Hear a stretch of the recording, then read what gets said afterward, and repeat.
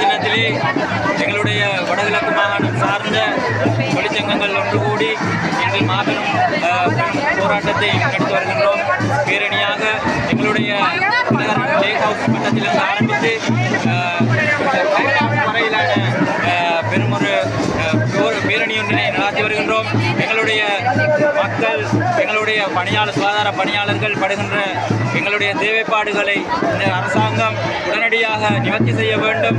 எங்களுடைய இந்த போராட்டத்திற்கு செவிசாய்த்து இந்த நாட்டினுடைய அரசாங்கம், இந்த நாட்டினுடைய அதிமீதகு ஜனாதிபதி, அதே போல சுகாதார அமைச்சு உடனடியாக இந்த மே தினத்திலே உறுதிமொழி கூற வேண்டும். எங்களுடைய கோரிக்கைகள் அனைத்தும் நியாயமாக, நீதியாக எங்களுக்கு செய்து தருவேன் என்ற அந்த கோஷத்தை இன்றைய தினத்திலே அவர் எழுப்பப்பட வேண்டும்.